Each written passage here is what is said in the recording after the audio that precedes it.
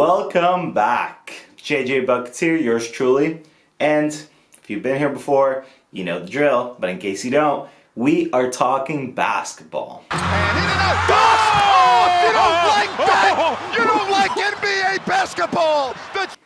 So, for today's video, wow, the rumor mill has been heating up lately because the Kyle Lowry trade rumors are, they're going. They are flying left and right. Which, I mean, obviously, naturally, most Raptors fans don't want to hear, but it's a real possibility. It really is. And to add fuel to the fire of Kyle Lowry potentially moving, he just put up his home in Toronto for sale. Now, this could mean nothing, realistically, because Kyle Lowry is currently playing in Tampa. Maybe he just doesn't want to pay for that property right now. Maybe he wants to move into a different home in Canada, in Toronto specifically. But maybe, just maybe, this is an early indicator that he really is going to be moving on from the team. And in the case that he is, let's talk about what could be happening from here on out. Now, many people have pegged Kyle Lowry to a team like the Sixers, which obviously makes sense. He's from Philly. They're a contender right now. They could use a perimeter threat at the point guard position like a Kyle Lowry to really help put them over the top. So I can see why those links have been there. The Clippers links have also been there as well because, you know, Kawhi, and he loves his Raptors and he loves bringing them to LA. And obviously they need, you know, Kyle Lowry's style of point guard play as well in LA. But mind you, I don't know what assets they have to send back to Toronto, but we're not going to talk about that apparently. However, there's been another team quietly emerging in the Kyle Lowry rumors, and they've been around, I'd say, for at least a couple of weeks now, that it seems like the Heat have also been in the mix for Kyle Lowry.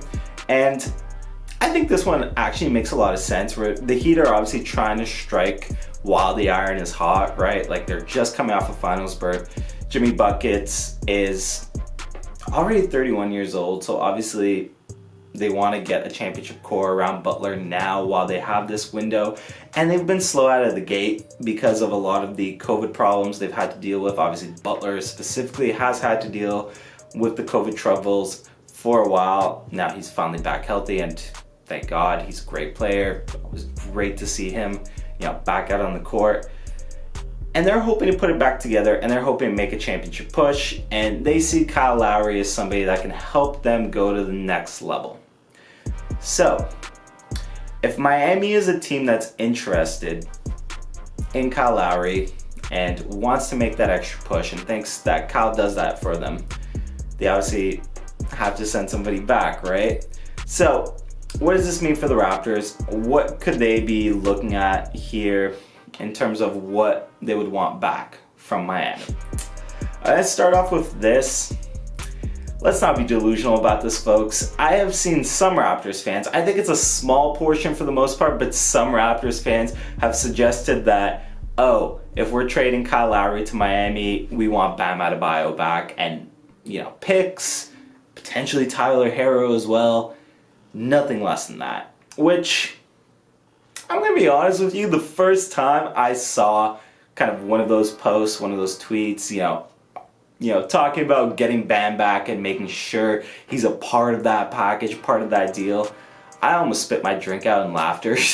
Because with all due respect, no chance in hell. No chance in hell is that good of a package going to be coming back in this situation. Let's be realistic about this. It's not happening. But there is a name in there that I do want to talk about, and it's Tyler Herro. And I think that's where the Raptors want to be centering discussions, you know, between the Heat and Toronto. So let's talk about what kind of package could be potentially put together and why, you know, the Raptors might want to look at Tyler Herro. Fun fact, by the way, about Tyler Herro. Somebody asked him on Twitter where his favorite place to play, besides for, you know, home in Miami is. Well, current home, at least. And he did say Toronto, funny enough. So, not saying that really means anything, but, yeah, just think about it. as we're going through this. So, what package could potentially bring Tyler Herro to the Raptors? Now, I'm going on this in the terms of this trade in theory would be happening tomorrow and what contracts are movable right now, like right this second.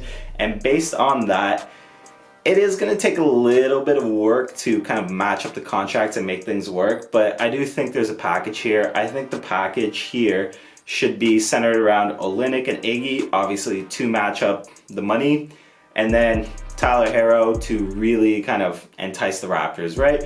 You can argue how many picks should go into this based on your opinion of how highly you view Tyler Herro. Some people view him as future star player, future all-star. Some people see him as just a really good player that maybe is going to be a borderline all-star. And depending on that, you can argue the draft pick compensation in terms of whether or not it should be a pick, it should be two.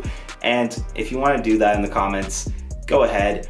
I'm probably not going to fight you on it. I've always said draft pick compensation can be flexible in most of these situations, but this is more or less what I think we should be looking at. I think Lowry and Terrence Davis specifically, because they're obviously going to lose parts of their core, like Iguodala here off the bench, where Terrence Davis is definitely a necessary throw-in.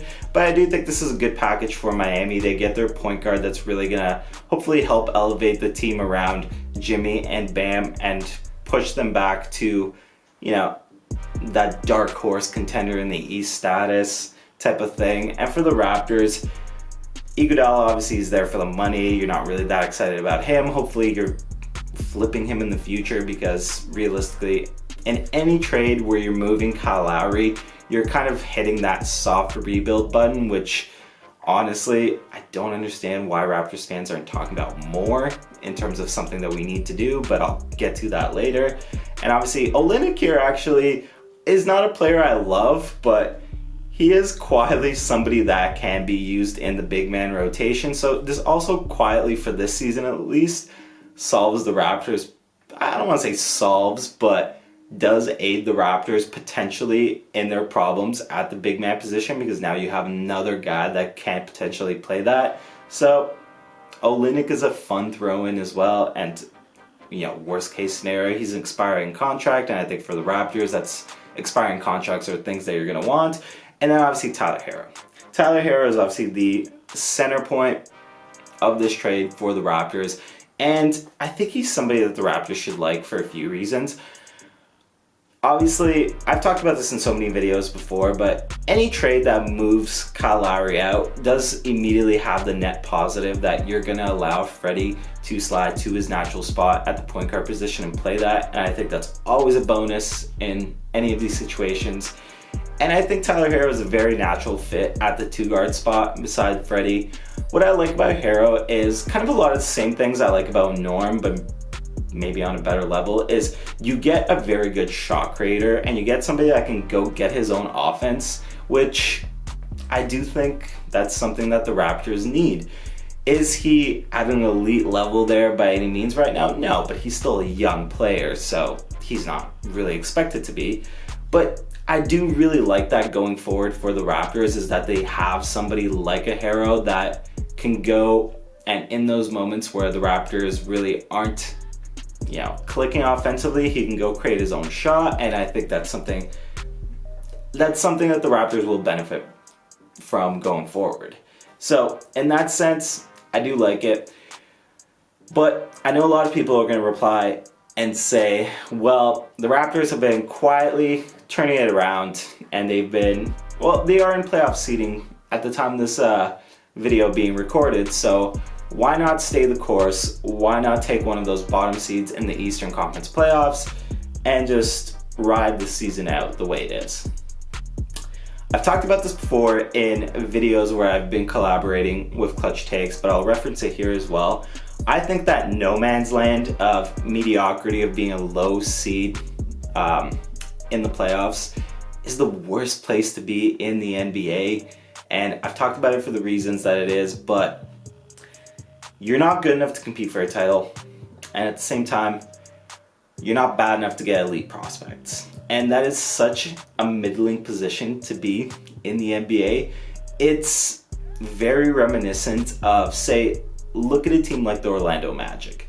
they're always seemingly competitive enough, you know, to fight for a playoff spot. They get in at times, they don't at other times. They're just outside the playoffs some years, or they're like an 8-7 seed other years. And they've been stuck in that no man's land territory for, it seems like forever now. I know that's not exactly 100% the case, but it seems like they have been in that no man's land territory forever because, again, you're not getting good enough prospects that are genuinely going to change your team, but you're not good enough to compete for anything significant. So I really just, personally, I don't want to see the Raptors in that situation, because the longer you're in that situation, the longer it takes to dig yourself out. And sometimes you don't even really dig yourself out from that, and then eventually you do have to hit that hard rebuild. I'm not saying the Raptors have to hit a hard rebuild, but at the same time, I just see the bonuses of looking towards the future with the realization that you're not going to do anything this season, because with all due respect, the Raptors aren't going to do anything significant this season. They're not a championship team with the current roster that they have. So why not build towards the future and give guys like Freddie, Pascal, and in this case, Tyler Herro, a chance to grow together. And in that case as well, you're potentially, depending on how bad you are, adding an elite prospect as well. I mean, think about this scenario. I obviously don't think that core would maybe be bad enough to really be in that spot, but maybe you make a trade and maybe you move up to some of the top positions in this draft to really go and get a player, and you go get somebody like Evan Mobley. You add Evan Mobley to this team where you have Siakam, where you have OG, where in this case you would have Herro and you have Freddie. That is a team you could be excited about going forward. That is a team you could be really excited about going forward. For those of you that haven't watched the tape, go watch Evan Mobley. He is a very exciting young prospect, and he would solve a lot of issues, let me tell you, for the Raptors big men. And I think he would have to put on a little bit of muscle, obviously, if he's going to play the 5 spot, which in this case, like, he would for the Raptors, but it would just be something to be tremendously excited about, I would think, if you're a Raptors fan. Ultimately, if there's a deal on the table for the Raptors to go get Tyler Herro, I think they should do it. It helps them build toward the future. I pointed out a lot of reasons I like this trade. And let's be real about this as well. I've talked about it in previous videos, but I'll say it one more time. The NBA is a business. Masai Ujiri knows that. Kyle Lowry's in the last year of his contract. And it's not like you're doing him dirty if you're the Raptors by sending him to a team like Miami that could potentially compete for a championship again, depending on what they do. So I don't think there's a real loser in this trade by any means. I like it, but if you disagree, comment below. Let me know what you think. I personally, you know where I stand, but I love to hear it. I love to hear contrasting opinions. It's really interesting. Other than that, folks, you know the drill as usual. Like the video. It helps the algorithm a lot in terms of getting the content out to more people out on YouTube, and I super appreciate it every time you folks do it. There's me sounding like a broken record again, but I will say it one more time. I really do appreciate it. I super appreciate it. If you're new here, subscribe to the channel as well. I'd like to think I put out good content that's worth the subscription, so, you know, hit that button for me, please. Other than that, folks, I'm done here for the day, and I'll see you next time.